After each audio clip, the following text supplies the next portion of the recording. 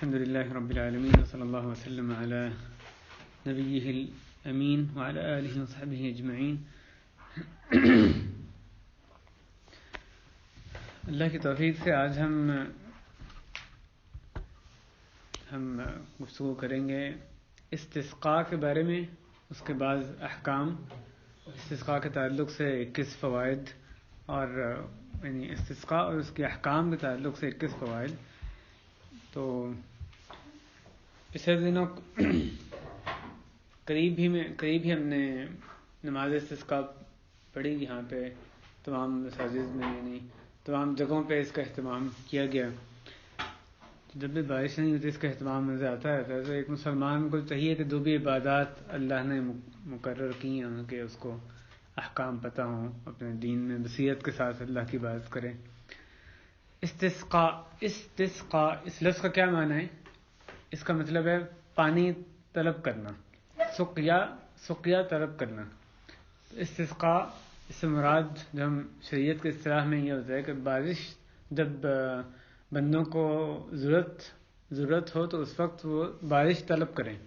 اس کو استسقاء کہا جاتا ہے کہ اللہ سے اس بات کی دعا کرنا، طلب کرنا اللہ تعالیٰ سے کہ بارش نازل فرما دے جبکہ بندوں کو اس کی حاجت ہے. آپ جانتے ہیں کہ پانی اللہ کے عظیم ترین نعمتوں میں سے ایک نعمت ہے. اسی کے ذریعے زندگی انسان کے، حیوانوں کے، حتیٰ کہ نباتات بھی اسی کے ذریعے ہی قائم ہے. اللہ کا شکر اس نعمت پہ بجا لانا لازم ہے. اور جو بارش کا ختم ہو جانا ہے، یعنی بارش کا سرے سے نہ ہونا یا لیٹ ہونا یا کم ہونا، اور اس کے نتیجے میں جو کچھ قحط سالی آتی ہے، ایک بڑی اللہ کی طرف سے آزمائش ہوتی ہے. اور اس میں مخلوقات کو، انسانوں کو اس بات کی بھی یاد دہانی ہوتی ہے کہ کتنی سخت ضرورت ہے ان کو اپنے خالق کی، اور یہ کہ اللہ تعالیٰ ان سے مکمل درجے میں غنی ہے، مستغنی ہے. اللہ کو کوئی ضرورت نہیں. جب بندہ اللہ کی معصیت کرے اور وہ گناہوں میں ملوث ہو جائیں تو اللہ تعالیٰ ان سے بارش روک سکتے ہیں. اللہ کو ان کی کوئی ضرورت نہیں. تو اللہ تعالیٰ کے جو غنی ہونے کی صفت ہے اس کا بھی اس میں اظہار ہوتا ہے. اللہ تعالیٰ الصمد ہے. الصمد یعنی تمام جو مخلوقات ہیں وہ اپنی تمام حاجات کے لیے، اپنی تمام احوال میں، تمام حالتوں میں، تمام ضرورتوں کے لیے اللہ تعالیٰ ہی کی طرف کو پلٹتی ہیں. تو اس سے جب یہ قحط سالی ہو، جب بارش نہ ہو یا تھوڑی ہو، تو اس کے نتیجے میں بندوں کو چاہیے کہ وہ اللہ کی طرف توبہ کریں، گڑ گڑائیں اور استغفار کریں، اطاعت کی طرف توجہ دیں، اللہ تعالیٰ کی اطاعت کی طرف.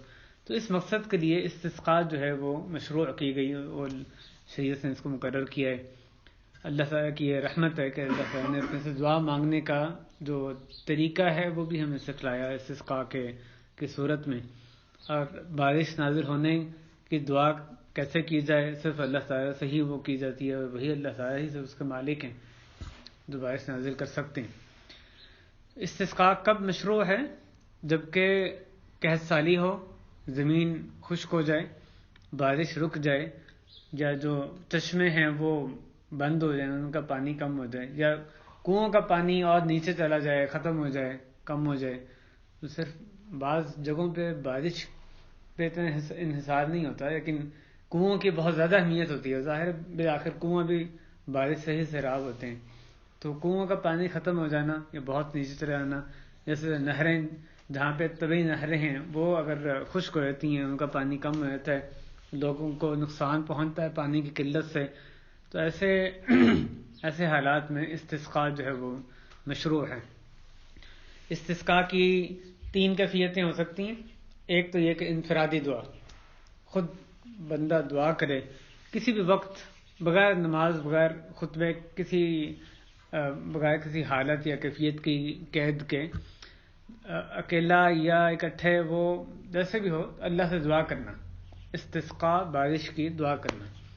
تو یہ تو یقیناً مشروع ہے، ہر حالت میں مشروع ہے. اس میں یہ علماء کے اس بات پر اجماع ہے کہ یہ بات ایسا کرنا مستحب ہے، کیونکہ اللہ تعالیٰ نے فرمایا فَقُلْتُ اسْتَغْفِرُوا رَبَّكُمْ إِنَّهُ كَانَ غَفَّارًا، کہ میں نے کہا، حضرت نوح علیہ السلام سورہ نوح میں حضرت نوح علیہ السلام کہتے ہیں کہ پس میں نے کہا کہ اپنے رب سے استغفار کرو بلا شبہ وہ غفار، بہت زیادہ مغفرت کرنے والا ہے. اگر تم استغفار کرو گے تو کیا فائدہ ملے گا؟ یرسل السماء علیکم مدرارا، وہ تمہارے اوپر آسمان موسیٰ دھار بھیجے گا، یعنی آسمان سے موسیٰ دھار بارش بھیجے گا. وَيُمْدِدْكُمْ بِأَمْوَالٍ وَبَنِينَ، اور تمہیں دے گا وہ مال، اموال مختلف قسم کے مال اور اولاد. وَيَجْعَلْ لَكُمْ جَنَّاتٍ وَيَجْعَلْ لَكُمْ أَنْهَارًا، اور تمہارے لیے وہ بنا دے گا باغات، اور تمہارے لیے بنا دے گا نہریں. تو اس آیت میں استغفار کے کتنے فائدے ذکر کیے گئے.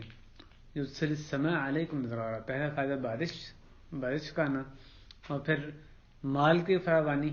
وَيُمْدِدْكُمْ بِأَمْوَالٍ وَبَنِينَ، اولاد کا حصول.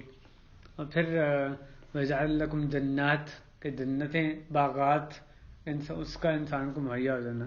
وَيَجْعَلْ لَكُمْ أَنْهَارًا، اور نہروں کا مل جانا. تو اس میں جو یہ اتنے سارے فائدے بیان کیے گئے استغفار کے. بھائی اس آیت پہ بہت غور کرنے کی ضرورت ہے. کس کی زبانی اللہ تعالیٰ بتا رہے ہیں؟ حضرت نوح علیہ السلام، ان کی دعوت کا ذکر کر رہے ہیں. جب ہمیں بارش نہ ہو تو کیا اس کی طرف ہمیں بھی انفرادی طور پہ بغیر نماز استسقاء کا اعلان ہوئے ہماری سب توجہ جاتی ہے کہ استغفروا ربکم، اپنے رب سے استغفار کرو، اس کے نتیجے میں بارش آ جائے گی. یعنی کتنی دفعہ ہم اللہ سے خود سے گڑ گڑا کے دعا کرتے ہیں، دھیان سے دعا کرتے ہیں کہ اللہ بارش نہیں ہوئی، بارش بسا دیں. ہم یہ سمجھتے ہیں کہ واقعی اس مقصد کے لیے اللہ کی طرف رجوع کرنا چاہیے.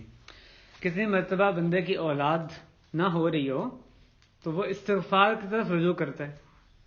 کتنی یعنی اپنا محاسبہ مجھے اور آپ کو کرنے کی ضرورت ہے. جو فائدے سائز میں بتائے گئے ہیں، جب ہمیں وہ فائدے حاصل نہ ہو رہے ہوں تو اس کے لیے استغفار کتنی مرتبہ ہم اس کی طرف توجہ جاتی ہے ہماری. تو باقی ہر قسم کے علاج کروائیں گے، ممکن ہے دعا بھی کرتے ہوں، دعا بھی وہ بھی اچھی چیز ہے کہ اللہ رب حب من الصالحین مثلا، لیکن اس کی ایک جو کنجی ہے وہ جو کہ استغفار ہے، اس کی طرف توجہ کرنے کی بھی ضرورت ہے. گناہوں کی معافی مانگیں گے، اس کے نتیجے میں اللہ تعالیٰ اولاد عطا فرماتے ہیں.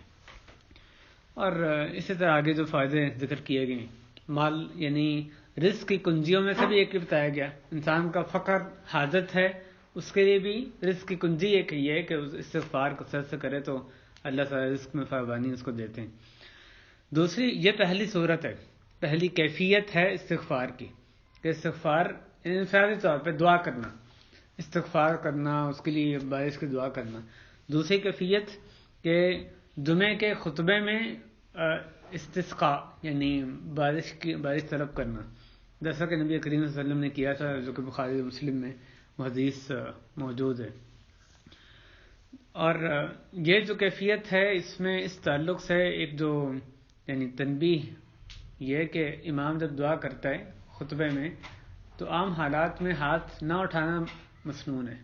خطبے کے دوران، جمعے کے خطبے میں جب امام دعا کرے تو سنت یہ ہے کہ بغیر ہاتھ اٹھائے دعا کی جائے، الا یہ کہ وہ استسقاء کی دعا کرے، بارش طلب کرے تو پھر ہاتھ اٹھانا مسنون ہے. تو امام بھی ہاتھ اٹھائے گا اور جو معمومین ہیں، جو سننے والے ہیں، وہ بھی سب ہاتھ اٹھائیں گے. تو ہاتھ ان سے رکھنے. بعض اوقات مسجدوں میں جیسے ہی دعا شروع ہوتی ہے سارے لوگ ہاتھ اٹھا لیتے ہیں جو خطبہ سننے والے ہیں، تو یہ خلاف سنت ہے. سنت یہ ہے کہ ہاتھ نہ اٹھائے جائیں. ٹھیک ہے امام دعا کرے گا، آپ آمین کہیں گے، لیکن ہاتھ اٹھائے ہوئے ہاتھ کب اٹھانے؟ واحد دعا جس کے لیے خطبے میں ہاتھ اٹھانا سنت ہے وہ استسقاء ہے. جب وہ یہ دعا کرے اللہم اسقنا اللہم اغثنا، یعنی بارش کی دعا جب وہ مانگے گا اس وقت وہ بھی ہاتھ اٹھائے گا اور جو سننے والے ہیں وہ بھی ہاتھ اٹھائیں گے. یہ بھائیو جیسا نبی صلی اللہ علیہ وسلم نے کیا ہے ہمیں ویسا کرنا ہے. اس کی وجہ سمجھ آئے نہ آئے، باقی دعا عام حالات میں دعا کے لیے ہاتھ اٹھانے، جیسے پچھلے درس میں بھی ظاہر بھائی نے ذکر کیا تھا، وہ یعنی ایک دعا کی قبولیت کا ایک سبب ہے. لیکن خطبے کی حالت میں، خطبے کے دوران نہ اٹھانا سنت ہے، ویسے نہیں اٹھانے اس موقع پہ. اللہ صلی اللہ علیہ وسلم نے کہاں اٹھائے ہیں؟ بارش کی دعا کرتے ہوئے. ٹھیک ہے وہاں پہ ہم بھی اٹھانے، امام بھی اٹھائے گا، سننے والے بھی اٹھائیں گے. تو ایک تو یہ ہاتھ اٹھانا جو ہے وہ اللہ صلی اللہ علیہ وسلم سے ثابت ہے اس موقع پہ، استسقاء جب خطبے میں کی جائے. تو یہ دوسری کیفیت. تیسری کیفیت جبکہ جو بعد جماعت استسقاء جس کے لیے کہ نماز کا اہتمام کیا جاتا ہے، اس کے بعد پھر یا اس کے ساتھ خطبہ ہوتا ہے، تو یہ جو کیفیت ہے، یہ کامل ترین افضل ترین کیفیت ہے استسقاء کی. لیکن استسقاء کی صرف یہ کیفیت نہیں ہے، باقی دو بھی استسقاء، ان کو بھی استسقاء ہی کہا جاتا ہے. استسقاء بارش کی دعا کرنا، اور بارش کی دعا کرنا انفرادی بھی ہو سکتا ہے بغیر کسی کیفیت جگہ کی تخصیص کے، خطبے کے اندر بھی ہو سکتا ہے، اور یہ جو کامل ترین صورت ہے اس میں بھی ہو سکتا ہے کہ 2 رکعت پڑھ کے جو خطبہ بھی ساتھ ہوتا ہے. 5ویں بات یہ کہ صلاۃ استسقاء، یہ جو کامل ترین صورت ہے استسقاء کی، اس کی استسقاء کی نماز پڑھنا یہ سنت مؤکدہ ہے.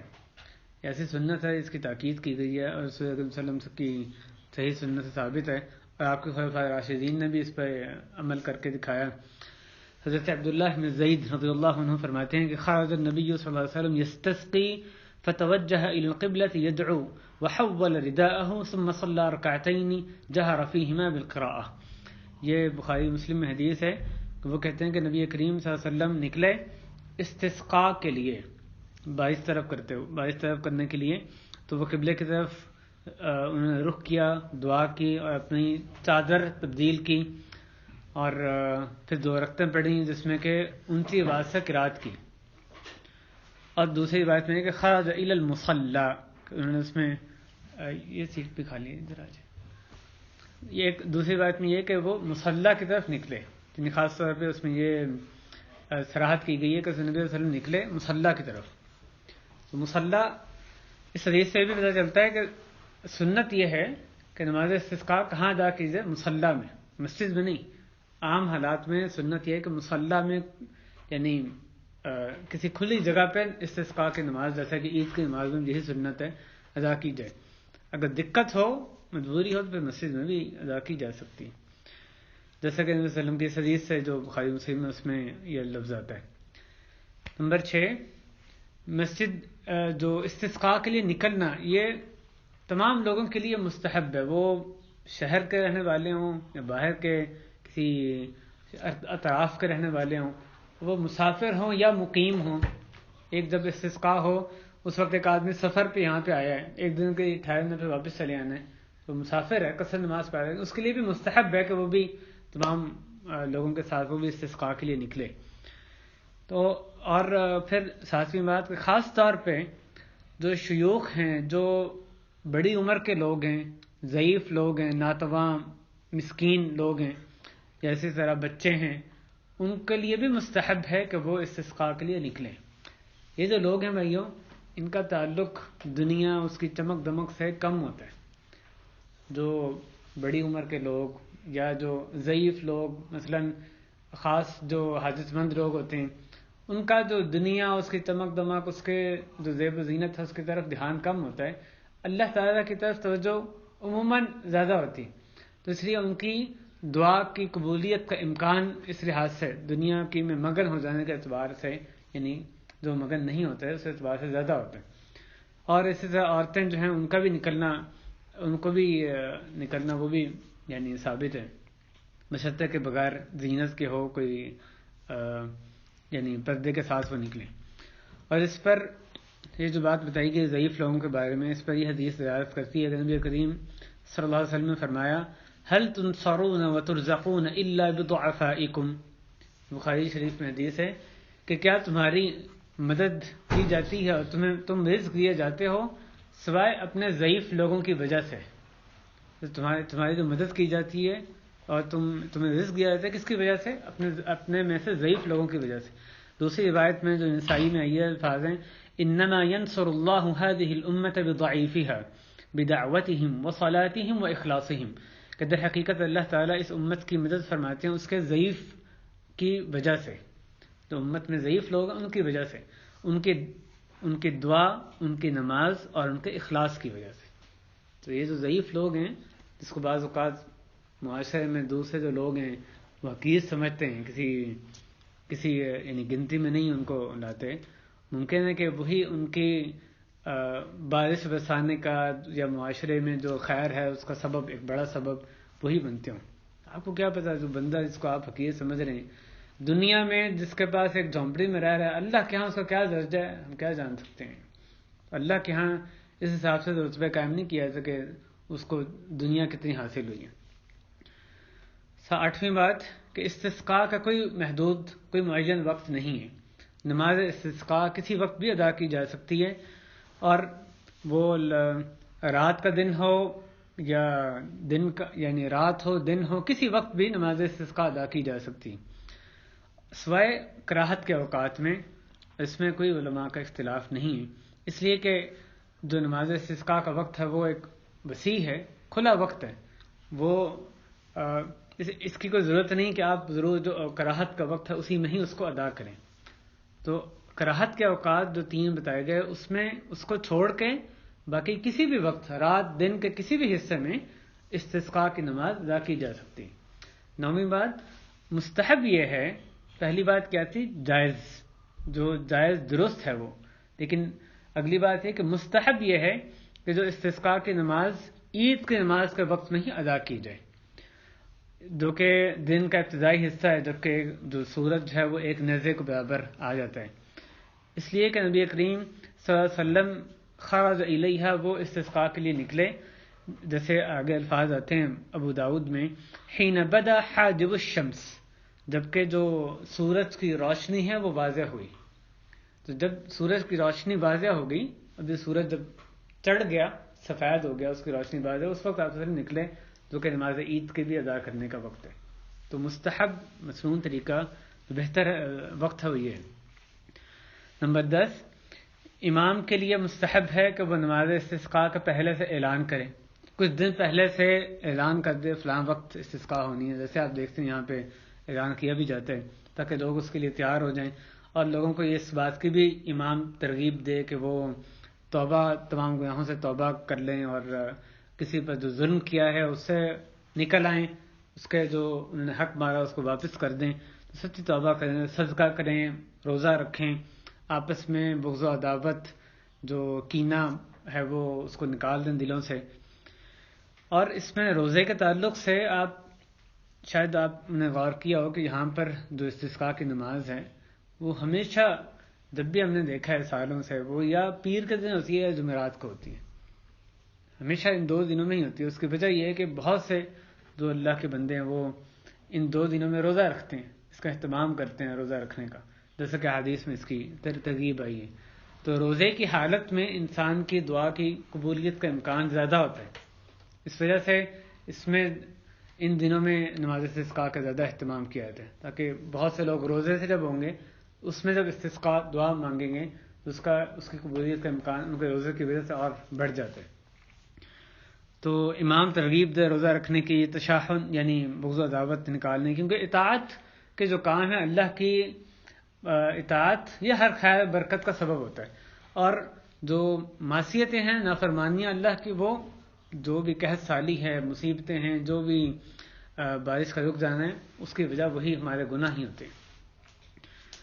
نمبر 11، استسقاء کی نماز کی کیفیت کیا ہے؟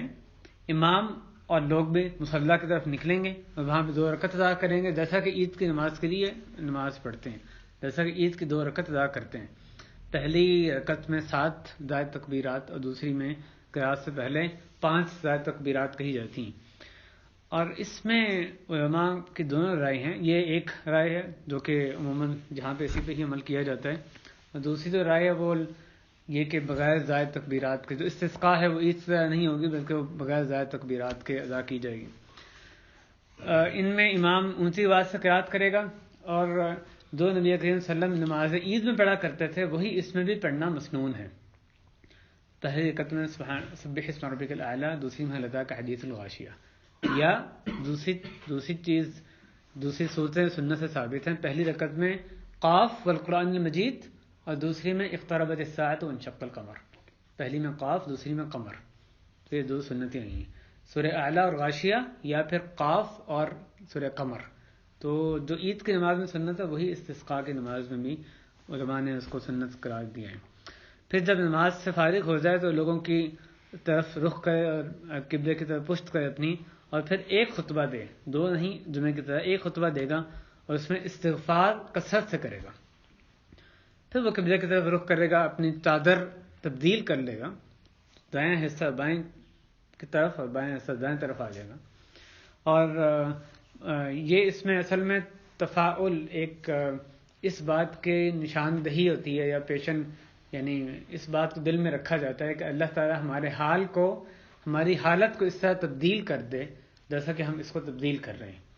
جیسا کہ چادر جو لی ہوئی ہے اس کو ہم نے دائیں بائیں اور بائیں دائیں طرف کر لیا، جیسا وہ تبدیل ہو گئی تو اس سے اللہ تعالیٰ ہماری حالت کو تبدیل کر دے اور جو خشک سالی ہے اس کی بجائے ہریالی آ جائے، بارش نازل ہونا شروع ہو جائے. اور پھر وہ جو احادیث میں دعائیں وارد ہیں جو ثابت شدہ ہیں، جیسے اللہم اغثنا، اللہم اسقنا، اللہم اسقنا، اللہم اسقنا، اس میں تکرار کے ساتھ اس طرح سے امام کو چاہیے وہ دعا کرے اور خوب آہوگزاری کے ساتھ دعا کرے، اپنے ہاتھ اٹھا کر دعا کرے، لوگ اس کی دعا پر آمین کہیں اور اس کے بعد لوگ وہاں سے واپس چل دیں. بعض علماء نے خطبے کو نماز سے پہلے بھی بتایا ہے، اس میں بھی اس کی طرف بھی اشارہ بعض حدیث میں آیا ہے. اور بعض علماء نے تیسرا جو موقف ہے انہوں نے اختیار یعنی کہا ہے کہ اس میں امام کی مرضی ہے، چاہے تو پہلے خطبہ کرے چاہے تو بعد میں کرے، لیکن اگر وہ پہلے کرے گا تو پھر بعد میں نہیں کرنا، یعنی اگر پہلے کر لیا ہے تو پھر بعد میں نہیں کرنا، خطبہ ایک ہی دفعہ کرنا ہے، یہ نہیں کہ پہلے بھی اور بعد میں بھی. عموماً جس پہ یہاں پہ عمل نظر آتا ہے وہ نماز استسقاء کے بعد خطبہ میں دکھائی دیتا ہے. 13ویں بات، استسقاء کی نماز کے لیے نہ اذان ہے نہ اقامت ہے، اس میں بلا خلاف، اور نہ ہی اس کے لیے الصلاۃ الجامعہ سے بلایا جاتا ہے. الصلاۃ الجامعہ جو کئی دوسری نمازوں کے لیے سنت ہے بلانا، جیسے غالباً نماز خسوف کے لیے بلایا جاتا ہے، تو اس سے یہ جو ندا ہے پکار یہ نماز استسقاء کے لیے نہیں لگائی جاتی، کیونکہ اس کا تو پہلے سے اعلان کیا ہوا ہے، کئی دن پہلے سے اعلان کیا ہوا ہے فلاں وقت اس دن اور اس وقت میں نماز استسقاء ادا کی جائے گی، تو لوگ اس کے پہلے سے تیار ہیں، وہ آ رہے ہیں، اس میں اب استسقاء جو ہے وہ وہاں پہ پہنچ جائیں گے، تو اس کے لیے بلانے کی ضرورت ہی نہیں ہے علیحدہ سے کہ الصلاۃ الجامعہ یا کسی بھی اور الفاظ سے. استسقاء کے لیے نمبر 14 یہ کہ تجمل یعنی زینت اختیار کرنا، خاص طور پہ خوبصورت کپڑے پہننا، خوشبو لگانا، یہ سنت نہیں ہے، یہ نہ کرنا سنت ہے. سنت بعض چیزیں ہوتی ہیں سنت جو کرنے کی ہوتی ہیں، بعض سنتیں یعنی بعض کام ترک کرنے میں سنت ہوتی ہے، بعض کاموں کو ترک کرنا اگر آدمی اس کو اس لیے ترک کرے کہ سنت ہے تو وہ باعث ثواب ہوتے ہیں. تو خصوصاً جو زینت کے کپڑے پہنے، اچھے کپڑے خوبصورت تیار ہو کے جانے، جیسے ہم عید پہ جاتے ہیں یا جمعے کے لیے تیار ہوتے ہیں، تو اس طرح سے استسقاء کے لیے اس طرح سے تیاری کرنا سنت نہیں ہے.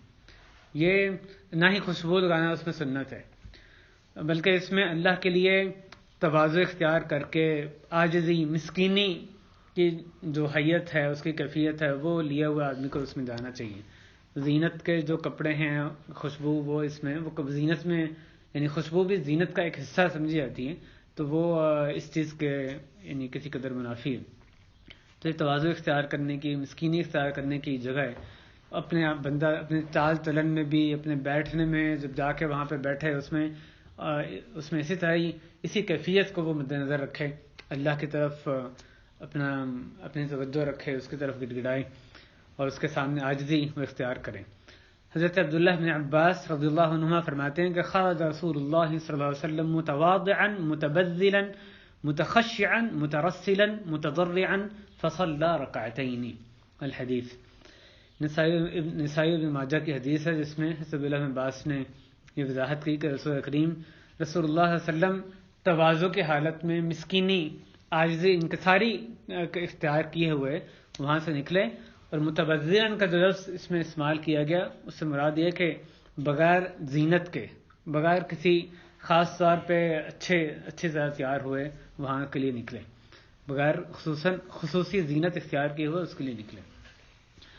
البتہ جو بغیر زینت یا بغیر خوشبو کے نکلنا ہے، اس کا یہ معنی نہیں کہ آدمی اپنی صفائی کا خیال نہ رکھے. صفائی کا خیال رکھنا پانی سے جیسے بھی، یعنی اگر آدمی پہ گندگی ہو اس کو دور کر کے جانا، اگر آپ سے بدبو آ رہی ہے تو اس کو دور کرنے کا اہتمام کرنا، مسواک کرنا دانت صاف کر کے، کہ خاص طور پہ اگر بدبو منہ سے آتی ہے تو اس کا اہتمام ہونا چاہیے. اور کیونکہ یہ اس میں بہرحال لوگ اکٹھے ہو رہے ہیں، وہاں پہ نماز ہے اور اجتماع ہے، خطبہ ہے، تو اس کا اہتمام کرنا زینت اختیار نہ کرنے کے منافی نہیں ہے، یہ دونوں الگ الگ باتیں. نمبر 16، اگر اللہ تعالیٰ استسقاء کی نماز ہوئی اور اس کے نتیجے میں اللہ تعالیٰ نے بارش برسائی تو مسلمانوں کو چاہیے کہ اللہ کی تعریف کریں، اللہ کا شکر ادا کریں.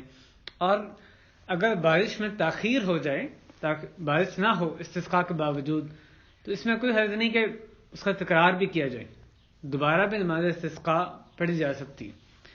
اور اگر انہوں نے نماز استسقاء پڑھی اور بارش نہیں ہوئی، کیونکہ اللہ تعالیٰ جو اپنے طرف بار بار پلٹنے کو، جو یعنی الحاح زور دے کے دعا کرنا، ایک دفعہ نہیں بلکہ دوسری تیسری 10ویں دفعہ بار بار دعا کرنا، اس کو اللہ تعالیٰ پسند فرماتے ہیں. اور جو استسقاء کی جو وجہ ہے وہ اصل میں بارش کی ضرورت ہے. جب تک وہ وجہ باقی ہے استسقاء دوبارہ پڑھی جا سکتی ہے، جب تک کہ بارش اللہ تعالیٰ نازل نہ فرما دے. اور اس کے ساتھ ساتھ جہاں پہ دوبارہ آپ نماز پڑھنے کا اہتمام کریں گے، اس کے ساتھ ساتھ کثرت سے استغفار اور توبہ کا بھی اہتمام ضرور ہونا چاہیے. صدقہ دینے کا، خیرات کرنے کا بھی اہتمام ہونا چاہیے. اللہ تعالیٰ نے فرمایا فلولا اذ جاءهم بأسنا تضرعوا ولكن قست قلوبهم وزين لهم الشيطان ما كانوا يعملون، کہ کیوں نہ جب ان کو جب ہماری طرف سے ان پر سختی آئی، شدت آئی، تو وہ کیوں نہ گڑ گڑائے، وہ کیوں نہ ہماری طرف انہیں عاجزی اختیار کی، گڑ گڑائے کیوں نہیں، تضرع کیوں نہیں اختیار کیے. لیکن ان کے دل سخت ہو گئے.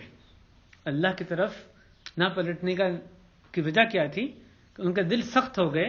اور شیطان نے دوسری وجہ یہ کہ شیطان نے ان کے لیے وہ مزین کر دیا جو کچھ وہ کر رہے تھے. جو کچھ تم کر رہے ہو بہت خوب ہے، یہی کرتے رہو. حالانکہ اللہ کی معصیت ہے، بہت برے اعمال ہیں، لیکن شیطان نے اس کو خوبصورت بنا دیا ان کے لیے. تو اس وجہ سے ان کے دل سخت ہو گئے تھے. شیطان نے ان کے برے اعمالوں کو مزین کر دیا تھا، اس لیے وہ سختی آنے کے باوجود اللہ کی طرف نہیں پلٹے.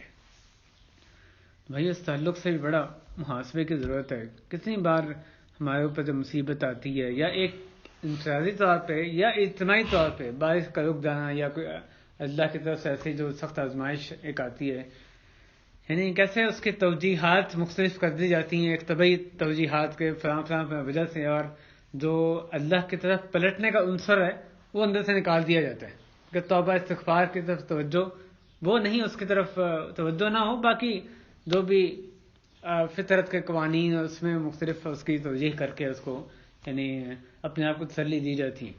تو اللہ تعالیٰ اس آیت میں فرما رہے ہیں جب ہماری طرف سے سختی آئی کیوں نہ یہ لوگ پلٹے ہماری طرف. اگلی بات، اگر لوگ تیار ہو گئے نکلنے کے لیے استسقاء کی نماز کے لیے، اور نکلنے سے پہلے ہی بارش نازل ہو گئی، تو پھر وہ نہیں نکلیں گے، اور بلکہ اللہ تعالیٰ کا شکر ادا کریں اس کی نعمت پر، اور اللہ کے مزید فضل کا سوال کریں. اور امام شافعی کی رائے اس مسئلے میں اس سے مختلف ہے. اور اگر وہ نکل گئے انہوں نے، اور امام شافعی رحمہ اللہ پچھلے مسئلے میں یہ کہتے ہیں کہ اس کے باوجود وہ نکلیں کہ اللہ کا شکر ادا کرنے کے لیے اور مزید طلب کرنے کے لیے. اور اگر لوگ نکل گئے تو اور وہاں جانے کے بعد مصلی میں پہنچنے کے بعد بارش نازل ہوئی تو پھر ان کو چاہیے کہ نماز پڑھیں. جب ایک دفعہ نکل آئے ہیں تو پھر نماز وہ اپنی پڑھ کر ہی واپس جائیں، خواہ نماز سے پہلے بارش نازل بھی ہو جائے. اس میں اللہ کا شکر ادا کرنا مقصد ہے، اور اللہ کی حمد تعریف کرنا، اس سے دعا کرنا ہے.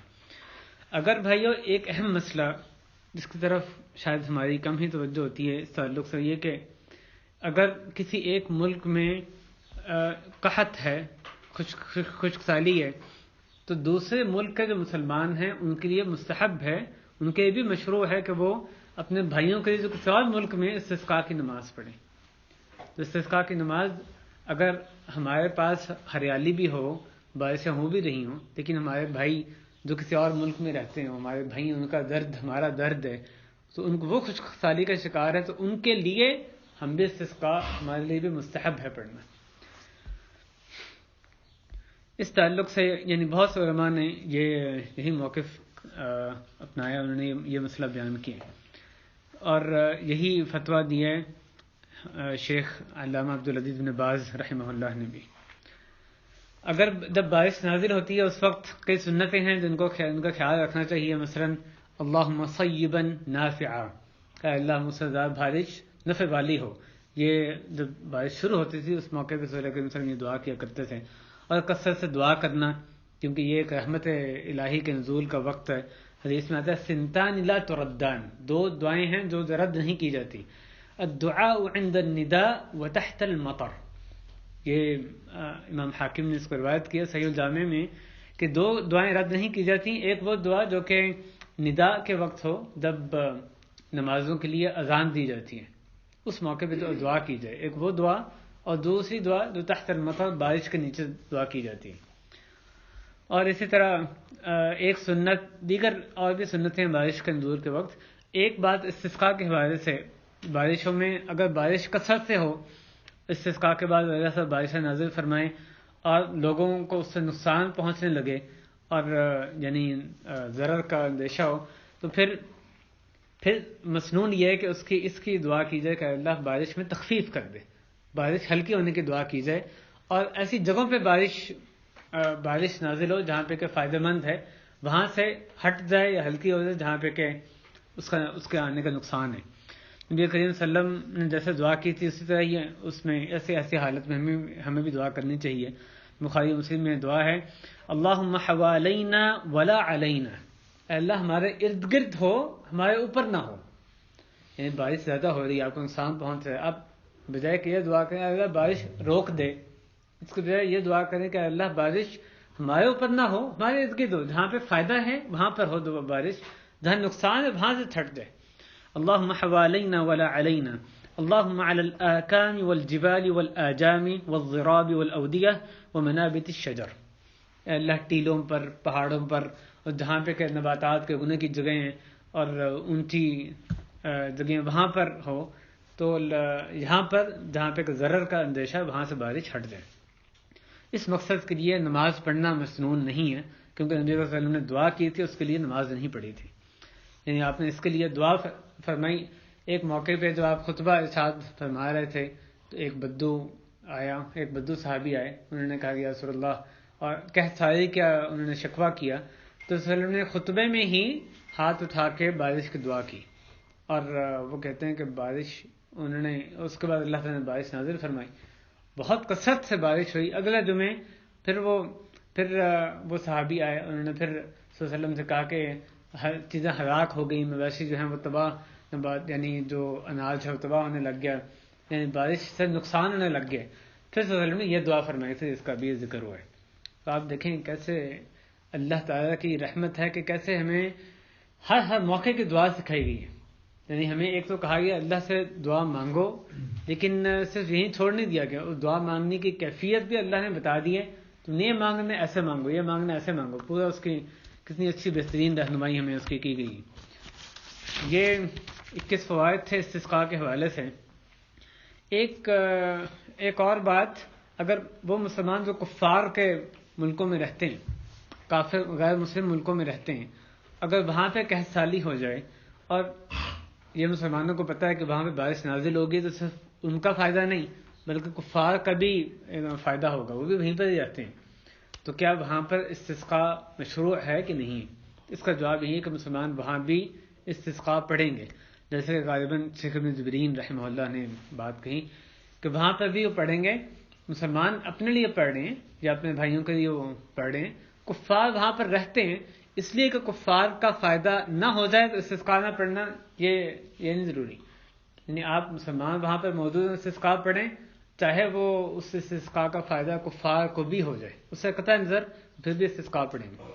ایک اور مسئلہ یہ کہ ایسے ملک جہاں پہ کہ امام جو ولی امر ہے وہ استسقاء کی ندا نہ لگاتا ہو، وہ اس کی یعنی اعلان نہ کرتا ہو، تو ایسے موقعوں پہ کیا کرنا چاہیے مسلمانوں کو؟ اور یہ حالت بہت سے مسلمان جگہوں پہ، مسلمان ملکوں میں پائی جاتی ہے. تو ایسوں پہ مسلمانوں کو چاہیے کہ خود سے استسقاء کا اہتمام کریں.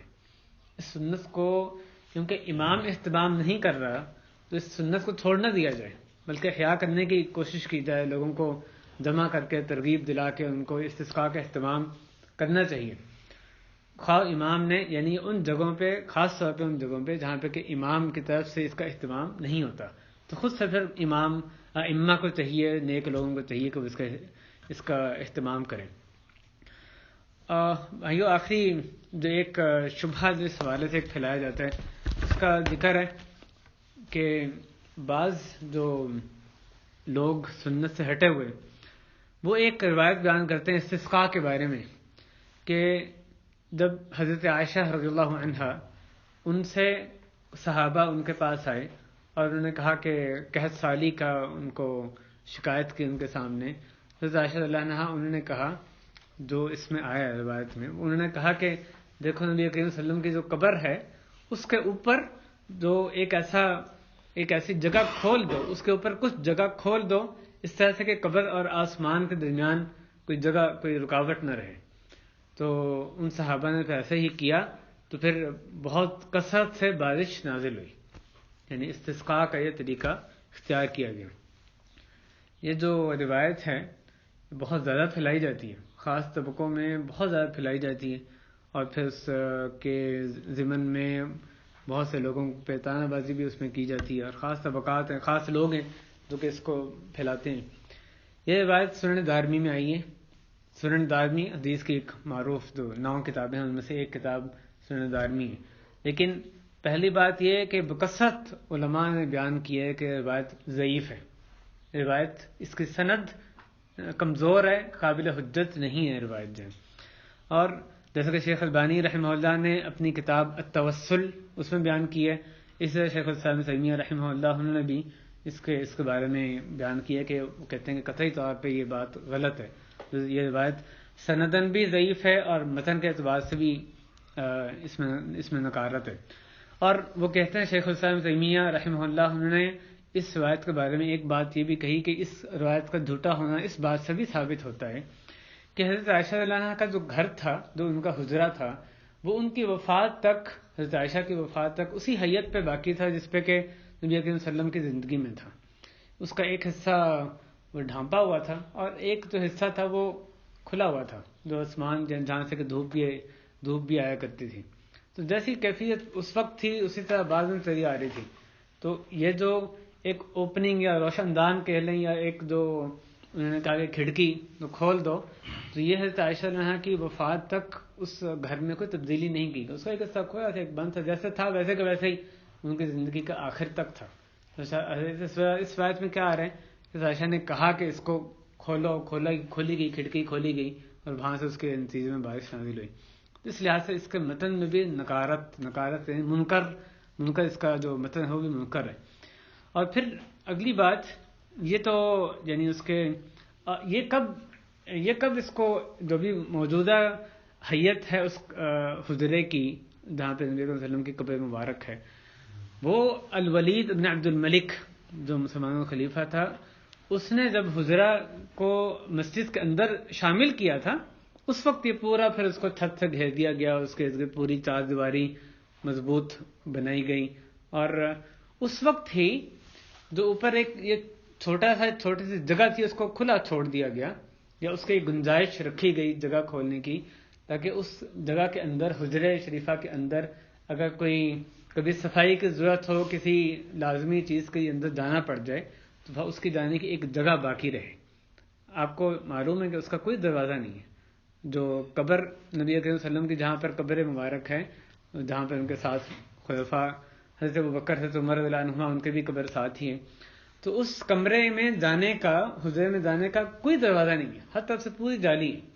اب جالی کس نے بنوائی تھی؟ ولید بن عبد الملک، اور ظاہر ہے اس وقت صحابہ کرام یعنی نیک لوگ جو تھے ان کے مشورے سے جالی بنانا ایک یقین نیک عمل ہی تھا، اس کے اندر تاکہ کوئی ضرورت ہو جا سکے ایک کیا انتظام کیا گیا، اوپر ایک جب پورا اس کو کور کر دیا گیا تو ایک اوپننگ جو اوپر رکھی گئی، اور وہ اب تک موجود ہے۔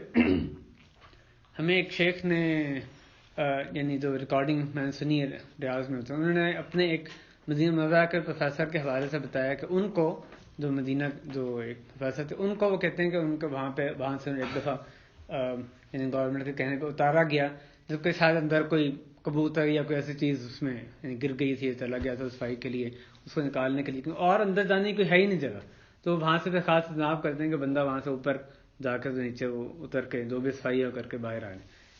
تو یہ اصلی وجہ ہے۔ اب وہ کیا کہا جاتا ہے کہ وہ کیونکہ اب جو ہے اب آ کے اس کو بند کر دیا ہے، اور اس میں جو ہے وہ حضرت عائشہ رضی اللہ عنہا کا جو فتویٰ تھا یا ان کا جو کہنا تھا اس کی بھی خلاف ورزی یہ لوگ کر رہے ہیں، کہاں کہاں بات آگے آگے اس کے لے جاتے ہیں۔ اور پھر بھائیو اس حدیث میں، اس روایت میں ایک اور بات پہ آپ غور کریں کہ اس میں استغاثہ کا ذکر تو آ ہی نہیں رہا، جس پر اس حدیث کو بطور دلیل بعض اوقات جو اہل بدعت پیش کرتے ہیں کہ نبی اکرم صلی اللہ علیہ وسلم سے استغاثہ کے جواز پر یعنی اس کے دلیل بناتے ہیں۔ یہ حدیث اگر ثابت بھی ہو، ثابت شدہ نہیں ہے، اگر ہم اس کو سند پہ بحث نہ بھی کریں، ہم کہیں ثابت بھی ہے، تو اس میں کیا چیز آ رہی ہے کہ اس کا صحابہ نے اوپر سے ایک جگہ کھول دی، اور ان کے قبر کی ایک کرامت یہ تھی یا ایک قبر کی جو برکت یہ تھی کہ اس کی وجہ سے قبر پہ جو اس جگہ پہ بارش نازل ہوگی۔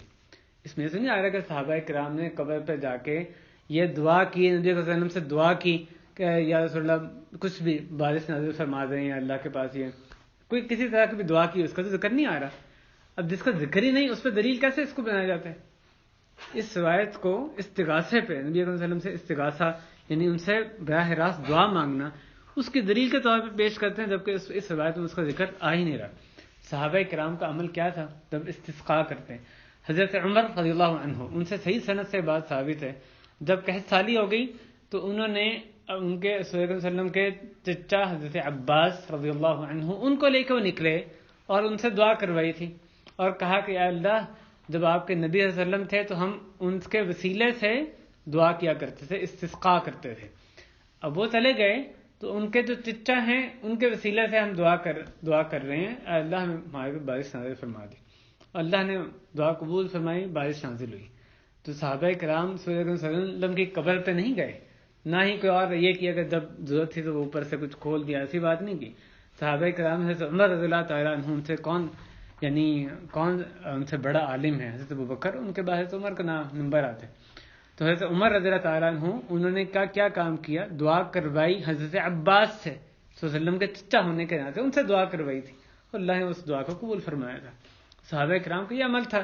اسی طرح نماز استسقاء پڑھنا بھی بارہا یعنی کئی مقامات پہ خلفاء راشدین سے ثابت ہے۔ البتہ یہ شبہ ہے، اس کا جواب دیا، اور کیونکہ بعض طبقات میں بعض جگہوں میں اس کو پھیلایا جاتا ہے، اس لیے اس کے بارے میں یعنی پتہ ہونا چاہیے۔ یہ بعض احکامات ہے بھائیو استسقاء کے بارے میں، اور یہ ایک عبادت جس کے احکامات کو جاننا یعنی ہمیں جاننا چاہیے، تاکہ عبادت جب اللہ کی کریں تو بصیرت کے ساتھ کریں، علم کے ساتھ اللہ کی عبادت کریں۔ جب استسقاء قحط سالی ہے تو ہمیں پتہ ہو کہ ہم نے کیسے اس قحط سالی کو یعنی اللہ سے کس طرح سے کس کیفیت میں دعا کرنی ہے، اس کی مختلف کیفیتیں کیا ہیں، اگر اس کی نماز پڑھی جائے گی تو اس کے احکامات کیا ہیں، کس طرح سے نکلنا ہے، کیا کرنا ہے، کیا نہیں کرنا۔ تو یہ احکامات بعض اوقات عید کے جمعے کے احکامات کا ذکر کثرت سے کیا جائے، استسقاء کے جو ہیں وہ ان سے بعض یعنی قدر غفلت رہتی ہے۔ اللہ تعالیٰ ہمارے تمام گناہ معاف فرمائے جن کی وجہ سے ساری مصیبتیں ہمارے اوپر نازل ہوتی ہیں۔ قحط سالی جن گناہوں کی وجہ سے ہمارے اوپر یعنی مسلط کی جاتی ہے، جیسے نبی صلی اللہ علیہ وسلم نے بتایا کہ وَمَا مَنَعَ قَوْمٌ الزَّكَاةَ إِلَّا کہ کسی قوم نے زکوٰۃ روکی نہیں سوائے کہ اللہ تعالیٰ قطر آسمان سے جو بارش ہے ان کو اس سے روک لیتے ہیں۔ اور اس کے علاوہ بھی حدیث میں یہ وضاحت کی گئی، اور بعض اس میں سے گزری بھی ہیں۔ انسانوں کے گناہوں کی وجہ سے یہ مصیبتیں جو ہیں وہ آتی ہیں۔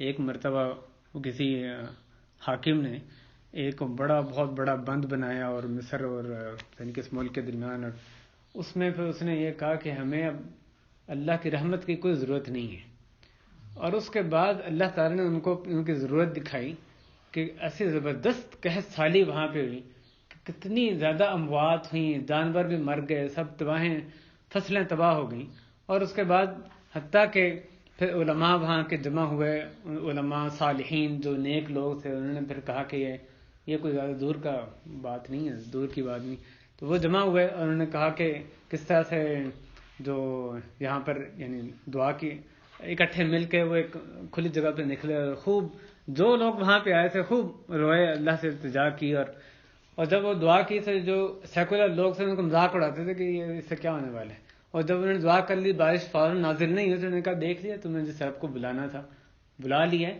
کہاں ہے بارش کہاں ہے؟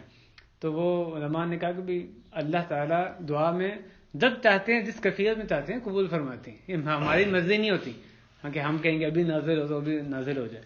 اور اس کے بعد بہت جلد چند دن کے بعد پھر بہت ہی زبردست بارش نازل ہوئی اور سارا جو ہے یعنی ہریالی آئی اور نہریں جو ہیں وہ بھر گئیں. تو اللہ تعالیٰ نے اس وہ جو ظالم حاکم تھا اس کو دکھایا کہ کیسے اللہ کی رحمت سے تم مستغنی ہونے کا اعلان کر رہے ہو تو دیکھو اللہ تعالیٰ رحمت روکیں تو کیا حال ہوتے. اللہ تعالیٰ ہمیں صرف اپنے محتاجی والی تمام مخلوقات سے بے نیازی والی زندگی عطا فرمائے. ہمیں سچی توبہ نصوح کرنے کی توفیق عطا فرمائے اور ہمیں اپنی طرف سچے معنی میں پلٹنے والا بنا دے. اے اللہ حق بات کے لیے ہمارے سینوں کو کھول دے، ہمیں شرح صدر عطا فرما. اے اللہ اس مجلسوں میں آخر دم تک ان میں شرکت کرتے رہنے کی توفیق عطا فرما، جہاں پہ کہ آپ کا کلام، آپ کے نبی اکرم صلی اللہ علیہ وسلم کا کلام پڑھا سنا اس کو سمجھا جاتا ہو. اے اللہ اپنے دین کی خدمت کے لیے ہمیں چن لے. اے اللہ اپنے دین کی خوب خدمت کرنے کی توفیق عطا فرما. اے اللہ ہمارے مظلوم مسلمان بھائی سیریا میں غوطہ میں جو ان پر ظلم و ستم آپ کے دشمن ڈھا رہے ہیں، اللہ ان کی مدد فرما. اے اللہ ان کی مدد فرما. اے اللہ ان کی مدد فرما. اے اللہ یہ جو ظالم ہمارے مسلمان بھائیوں کے جان کے درپے ہیں، ان کے مالوں کے، ان کی عزتوں کے درپے ہیں، اللہ ان کو نیست و نابود فرما. اے اللہ ان کا نام و نشان مٹا دے.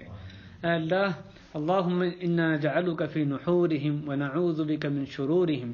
اے اللہ جو شخص بھی، جو ادارے، جو اقوام بھی مسلمانوں کے خلاف چالیں چلیں، ان پہ ظلم و ستم کر رہے ہیں، اللہ ان کو نشان عبرت بنا دے. اے اللہ ان کے ظلم سے ہمارے بہن بھائیوں کو، تمام جو مسلمان ہیں ان سے نجات عطا فرما. اے اللہ جو چالیں چلنے کی کوشش کرے مسلمانوں کے خلاف، اس کی چالوں کو آشکارا فرما دے. اے اللہ اس کی چالوں سے مسلمانوں کو بچا لے. اے اللہ مسلمانوں کو آپس میں متحد ہونے کی توفیق عطا فرما. اے اللہ ایک دوسرے سے اپنی خاطر محبت کرنے کی توفیق عطا فرما. اے اللہ ہمیں سچے دین کی طرف مسلمانوں کو پلٹا دے. ہمیں سچی توبہ کرنے کی توفیق عطا فرما. تمام گناہوں کو معاف فرما. اے اللہ دکھوں سے، بے چینیوں سے، پریشانیوں سے ہمیں نجات عطا فرما. اے اللہ قرضوں سے نجات عطا فرما. جہاں بھی اے اللہ ہم نے تیری معصیت کی، اس سے اے اللہ سچے معنی میں توبہ کرنے کی توفیق عطا فرما دے.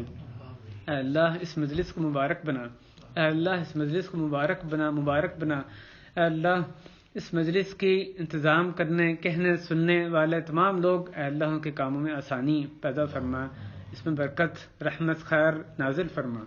اے اللہ اہل خانہ پر خصوصی رحم و کرم فرما. ان کے رزق میں، اہل و عیال میں برکت فرما. اے اللہ ہم تیری رحمت سے کبھی مستغنی نہیں ہو سکتے. اے اللہ ہمارے گناہوں سے صرف نظر کر کے اپنی رحمت سے ہمیں ڈھانپ لے. وصلی اللہ وسلم وبارک علی نبینا محمد وعلی آلہ وصحبہ اجمعین.